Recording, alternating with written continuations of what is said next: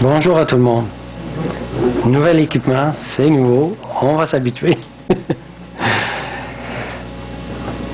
Évasion du château du doute. Qu'est-ce que c'est que ce château? J'ai trouvé un château sur Internet qui me donnait l'impression, qui répondait un peu un château hanté. À la prédication que je vais faire aujourd'hui. Évasion du château du doute. Nous sommes souvent tentés de croire que toutes les histoires de foi écrites dans la Bible de nos frères et de nos sœurs de la famille de Dieu sont de jolies petites histoires que nous pouvons enseigner à nos enfants, mais ne sont pas pratiquement applicables dans nos vies de tous les jours. Chers amis, nous avons besoin d'apprendre les leçons de 6000 ans d'histoire du plan de la rédemption.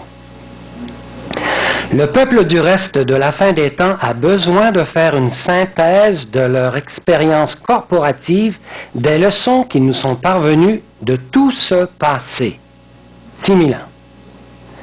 Nous ne sommes pas en train de jouer à l'Église ici. Et ne soyez pas tentés de croire que nous sommes en train de jouer à l'Église en vous racontant de jolies histoires afin de vous divertir. Et ensuite que vous puissiez retourner à la maison et de vivre votre vie comme vous le voulez durant toute la semaine, puis de revenir pour être rechargé à nouveau. Sachez que nous faisons affaire avec des questions ici de vie ou de mort. Nous faisons affaire à un mouvement prophétique de la Bible et que sur nos épaules repose une réponse nécessaire à Jésus, lui qui est notre époux. Dans cette compréhension, nous avons besoin de grandir dans la plénitude de son agapé. Aujourd'hui, le sujet est à propos du doute et la tentation de douter. Avez-vous déjà lu ce livre, Le voyage du pèlerin, de John Bunyan?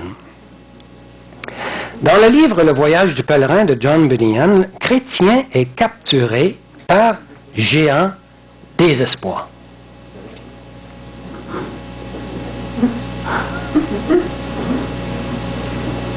Il est jeté dans un donjon du château du doute, et c'est la demeure du géant désespoir. Pauvre chrétien. À tous les jours, on venait le frapper. Beaucoup de chrétiens vivent dans le château du doute, et ils ont perdu leur joie et leur chant. Mais personne n'est appelé à rester dans une situation semblable. Ce genre de situation nous mènera inévitablement au suicide.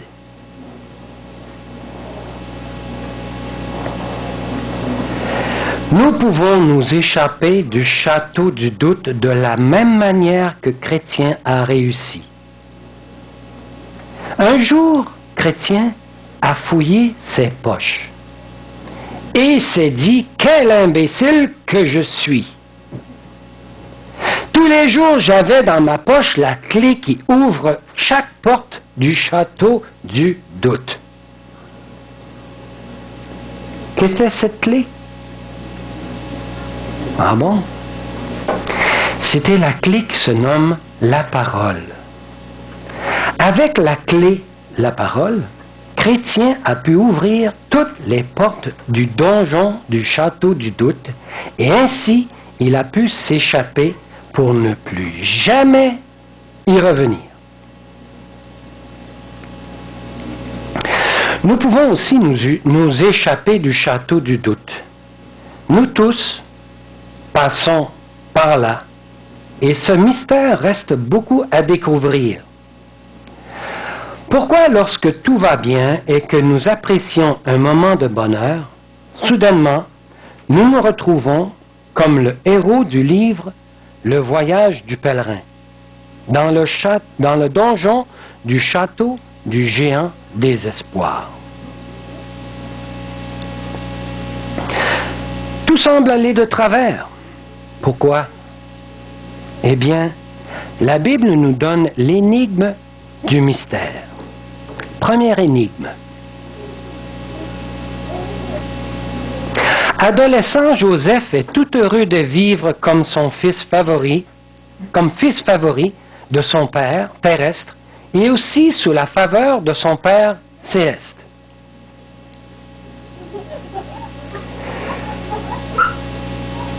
Puis soudainement, il est vendu comme esclave aux Égyptiens. Pourtant, il avait eu ce songe qui lui faisait comprendre qu'une grande carrière l'attendait. Toute une descente. Passons à une deuxième énigme. Puis après cette calamité, dans sa fidélité à Dieu, il refuse de commettre l'adultère avec une tentation de séduction. Comme récompense de sa pureté, Dieu permet qu'il soit jeté dans une prison égyptienne. Genèse 39. On a l'impression que Dieu joue un jeu, que peut-être il se plaît à torturer cette âme sincère. Pourquoi Dieu lui a donné ses rêves d'un avenir merveilleux qui l'attendait? Et selon toute apparence, il est poussé dans l'échec le plus décourageant quand il n'avait rien fait de mal pour mériter ça. Troisième énigme. Puis il y eut le prophète Élie. Après 3 ans et demi de chagrin et de lutte dans le doute, lors de cette longue famine, finalement il lui est permis de voir la bénédiction de Dieu sur le mont Carmel. Et ses prières sont répondues. Oh, quelle gloire! Le grand réveil, la grande réforme dans le peuple d'Israël. Ce réveil prend un nouveau départ dans la nation israélite. L'influence des prophètes de Baal est terminée. Maintenant, Dieu pourra travailler plus facilement dans le cœur du peuple. On voit ça dans 1 Roi 18, cette histoire. Puis, bang! Au moment où il est le plus fatigué et qu'il a besoin de dormir, Élie est poussé dans les profondeurs d'un misérable désespoir.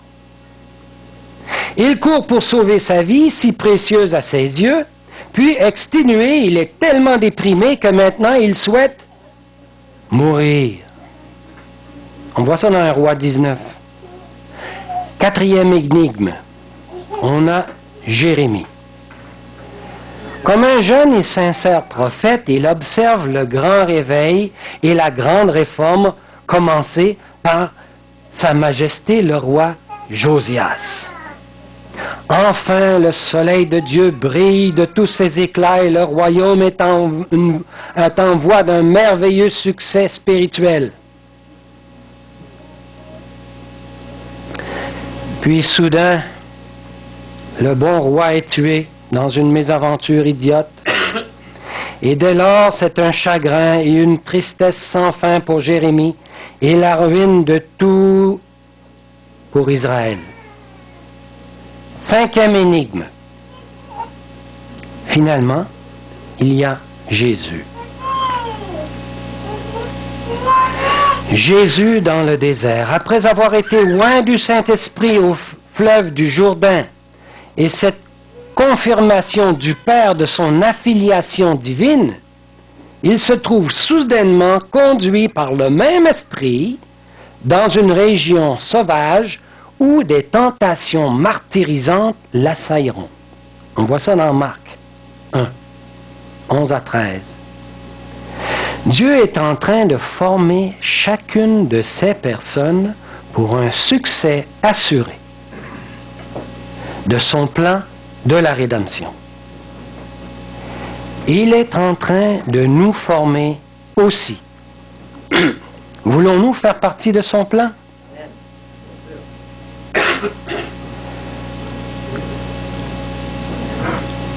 Quelques mots pour ceux qui veulent sincèrement suivre Jésus, mais que malgré cela prennent du recul ou se découragent ou sont frustrés ou sont déçus. Il semble que leurs prières vont nulle part. Se pourrait-il que peut-être Dieu ne les a pas acceptés comme ses enfants? Doivent-ils rester dehors en observant le déroulement de la fête à l'intérieur de la maison?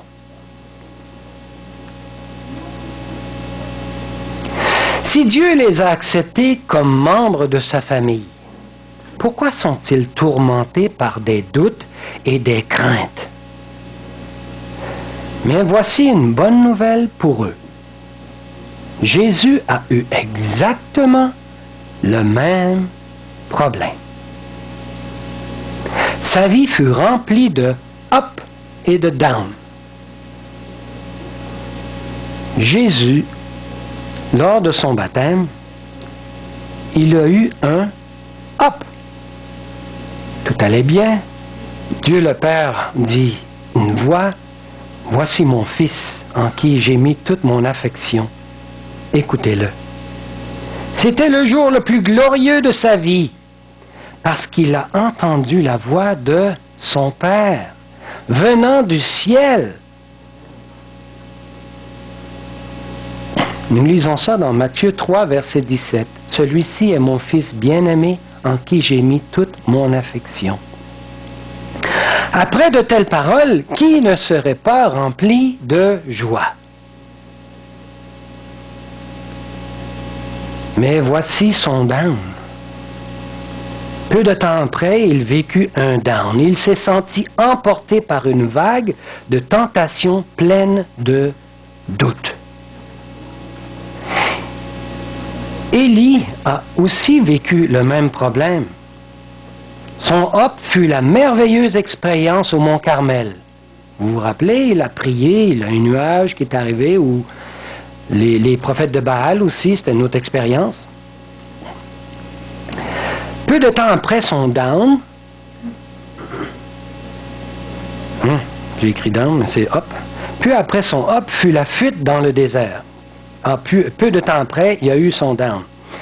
La fuite dans le désert. Il ressentit un échec total et voulait mourir. Une tentation épouvantable a presque eu le dessus sur Jésus juste après son glorieux baptême. Quelle était cette tentation? Si tu es le Fils de Dieu. Était-il vraiment le Fils de Dieu? Ou avais-tu un problème mental? Lisons dans Matthieu 4, verset 3. Si tu es le Fils de Dieu, alors ordonne à ces pierres qu'elles deviennent des pains.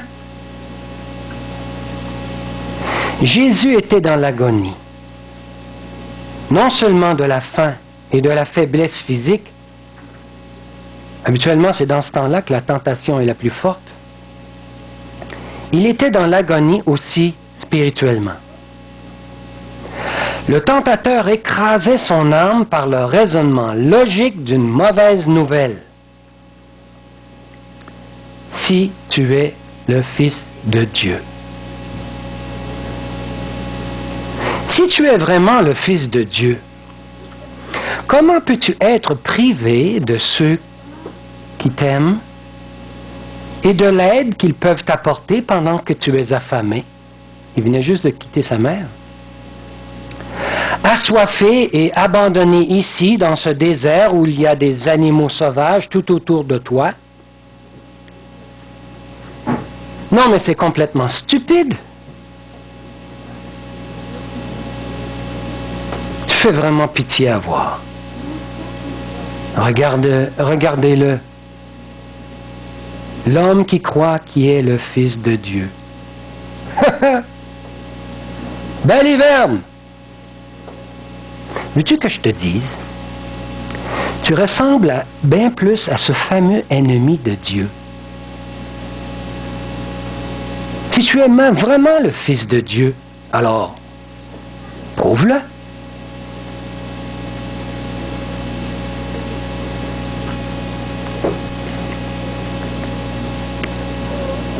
Fais le saut du bungee à partir du haut du temple. Et après que ton Père t'ait protégé de toute blessure, alors ainsi tu pourras pour toujours avoir la conviction dans ton âme que tu es le Fils de Dieu. Tu auras finalement l'assurance que tu es vraiment le Fils de Dieu. Ah, t'as peur, hein? T'as peur de sauter? Une vraie poule mouillée. Ok, d'abord, abandonne donc ces hallucinations que tu es le Messie. Tu n'as jamais entendu une vraie voix à ton baptême. Tu as seulement cru entendre quelqu'un parler.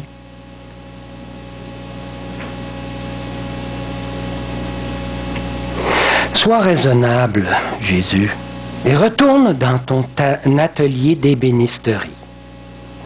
Là au moins ton avenir est assuré. Tu pourras te marier et avoir beaucoup d'enfants.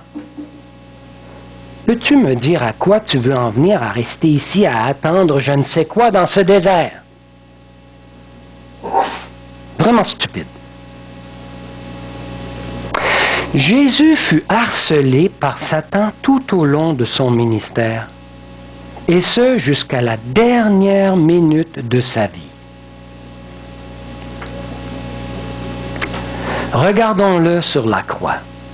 Satan le harcèle encore, de remarques pour le pousser à douter.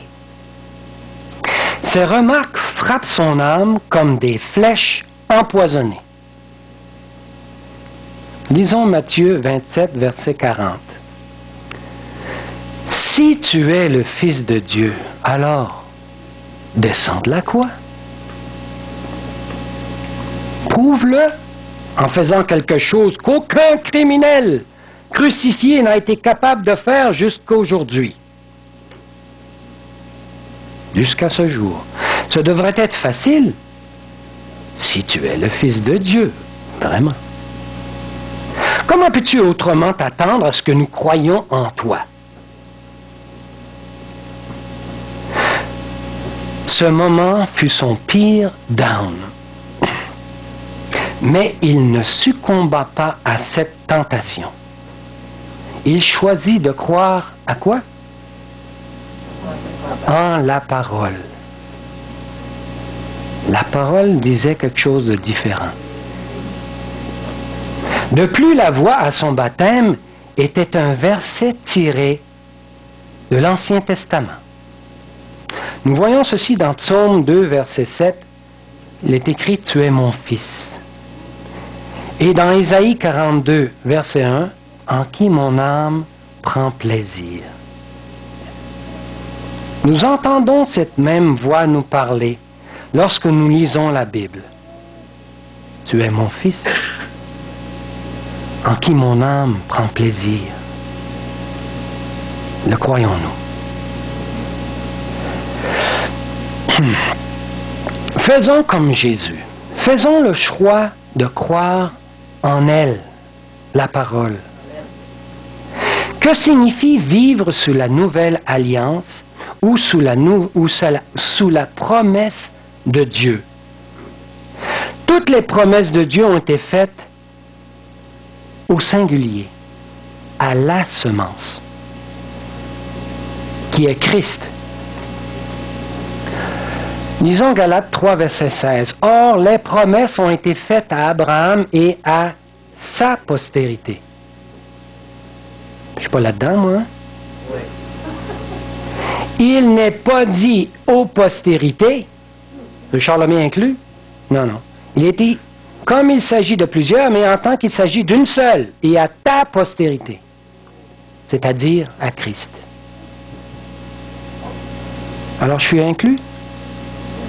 Bien sûr, absolument, en Christ.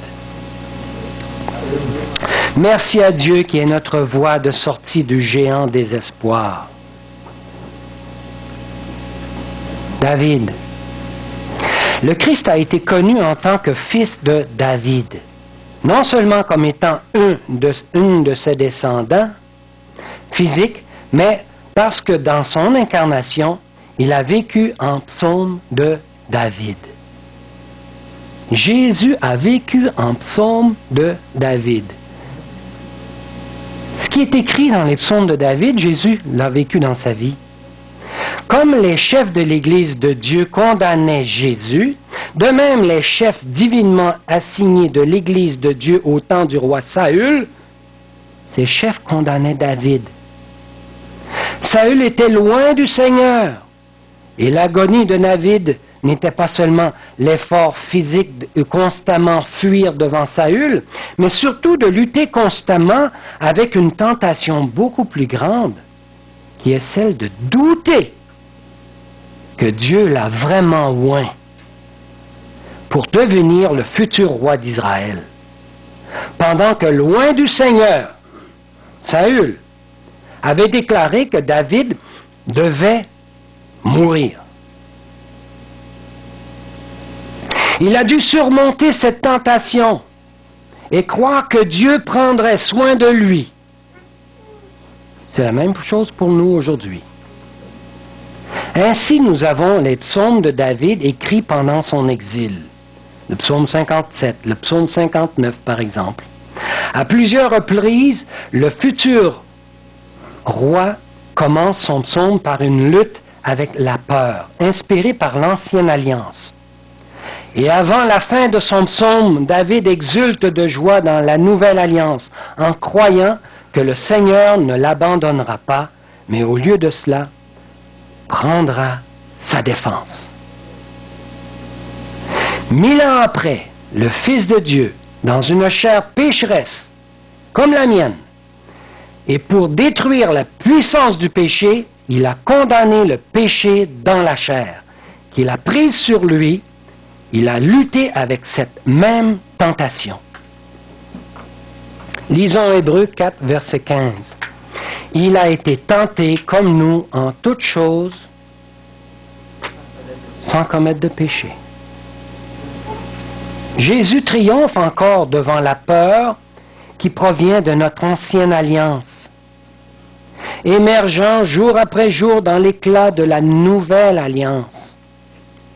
Lisons Ésaïe 54 et 5. Le Seigneur, l'Éternel, m'a donné une langue exercée pour que je sache soutenir par la parole celui qui est abattu. Il éveille chaque matin, il éveille mon oreille pour que j'écoute comme écoutent les disciples. Le Seigneur, l'Éternel, m'a ouvert l'oreille et je n'ai point résisté. Je ne me suis point retiré en arrière. Point retiré en arrière, ça veut dire que je n'ai pas abandonné. Je n'ai pas laissé Dieu. Ceci se répète continuellement dans la vie terrestre, dans sa vie terrestre, jusqu'à l'ultime tentation de l'incrédulité de l'Ancienne Alliance, pendant qu'il est cloué à la croix, dans les ténèbres, en criant « Mon Dieu, pourquoi m'as-tu abandonné ?» Et là, sur la croix, il lutte dans cette obscurité pour trouver le chemin de la clarté de la foi, de la nouvelle alliance, criant de joie pendant que son cœur saignait à mort. Criant de joie, Jésus, à l'intérieur, il savait qu'il avait la victoire. Il avait dit, tout est accompli. Lisons Psaume 22, versets 24 et 25. Vous qui craignez l'Éternel, louez-le. Car il n'a ni mépris ni dédain pour les peines du misérable. Et qui c'est ce misérable? C'est moi. Il ne lui, on parle de moi encore, cache point sa face. Mais il écoute quand il crie à lui.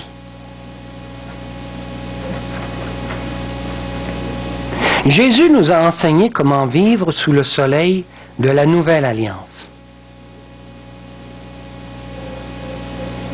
Les jeunes aujourd'hui luttent particulièrement avec cette tentation constante de douter et de craindre pour leur avenir, pour leur futur. Ils ont peur qu'ils ne soient pas acceptés de Dieu.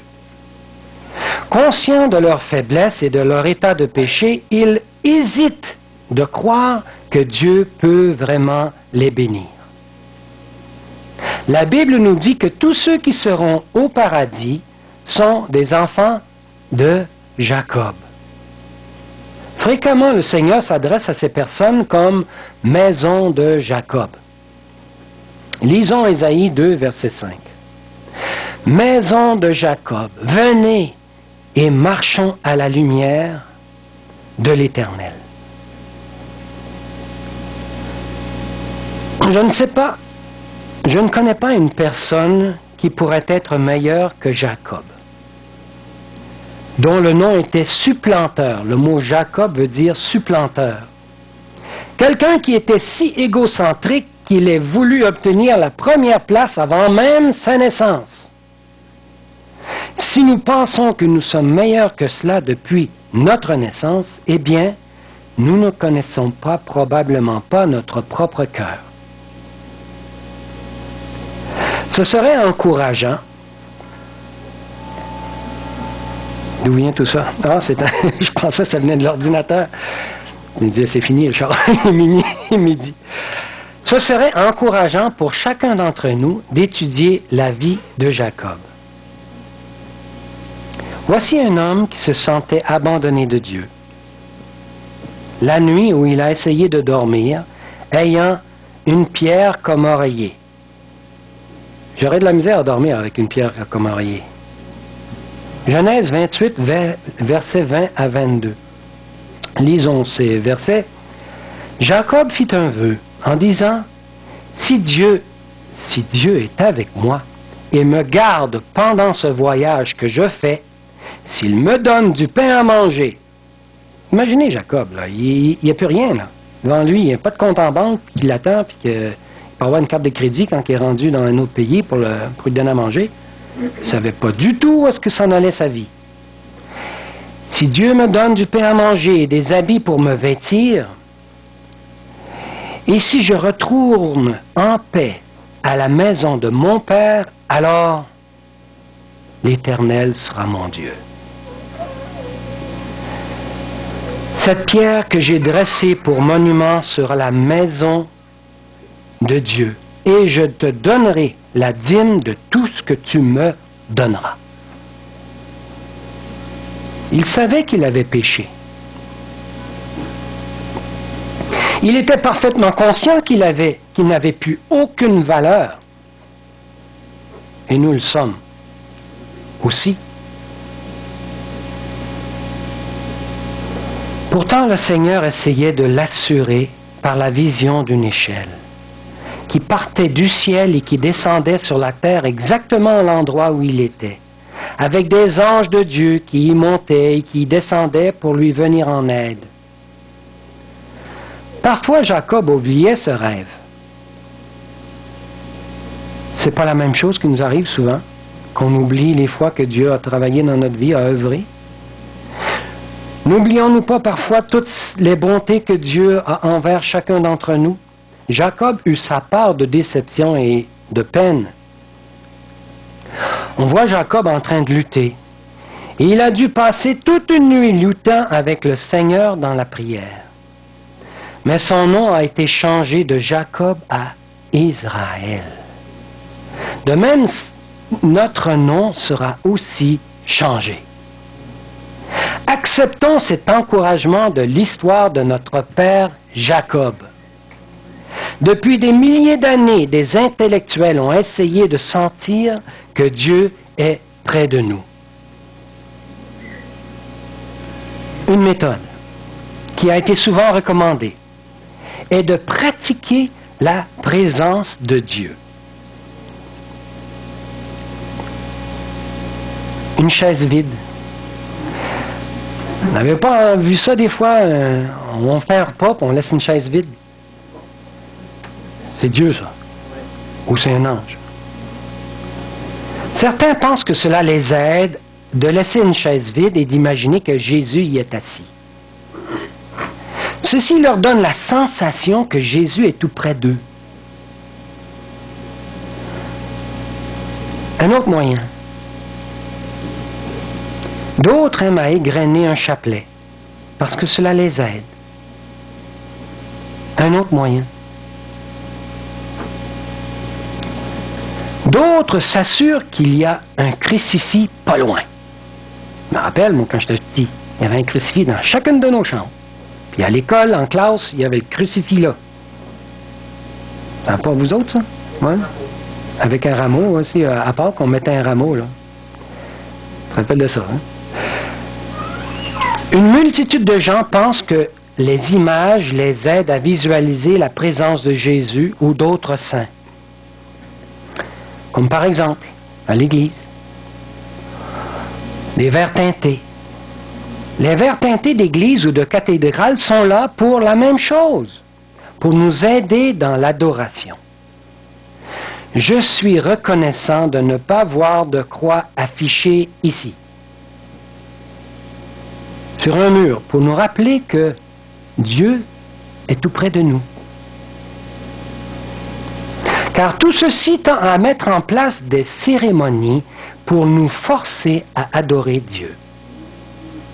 Une forme d'imposition, une forme de dire ici, Dieu est là. Mais nulle part dans la Bible il est fait mention de pratiquer la présence de Dieu. Jamais j'ai vu ça dans la Bible. Qu'on doit pratiquer la présence de Dieu. Que dans chaque petite maison, il y avait quelque chose qui faisait rappeler la présence de Dieu. En revanche, la Bible nous enseigne de ne pas oublier la présence de Dieu. Ah, ça, elle nous le dit. Oh, n'oubliez pas que Dieu est près de vous. Nous ne pouvons pas créer sa présence en la pratiquant. Pensez-vous qu'un crucifix va faire que plus Dieu va être là? Ou qu'un chapelet? Ou qu'une chaise vide? C'est une œuvre de propre justice. Nous ne pouvons pas faire de la présence de Dieu une certaine réalité, mais nous pouvons réaliser ce qui est déjà la réalité de sa présence, parce que quoi? Sa parole l'a promis.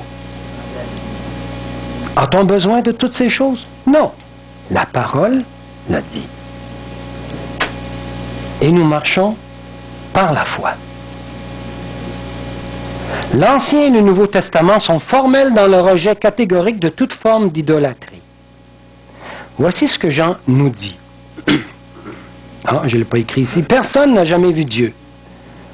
Donc, toute représentation visuelle de lui sont inutiles. Mais ce qui est utile, c'est ce qui suit. Personne n'a jamais vu Dieu. Si nous nous aimons les uns les autres avec l'agapé, Dieu demeure en nous. Et son amour, l'agapé, est parfait en nous. Voilà la présence de Dieu. Nous connaissons que nous demeurons en lui et qu'il demeure en nous en ce qu'il nous a donné de son esprit. Et nous avons connu l'amour. C'est encore la suite des versets. Nous connaissons que nous demeurons en lui, voilà. Et la suite. Et nous avons connu l'amour, l'agapé, que Dieu a pour nous. Celui qui demeure dans l'amour, agapé, demeure en Dieu, et Dieu demeure en lui.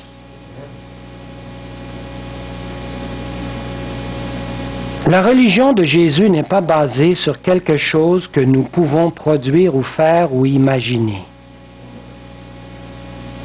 Elle est basée sur la révélation de son amour en sa vie.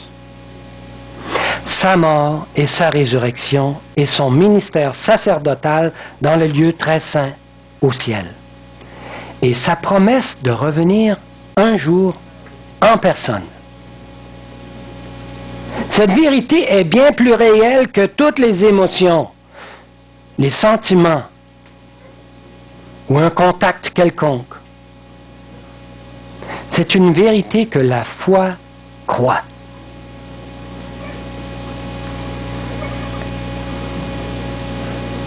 C'est la parole qui ouvre la porte du château du doute.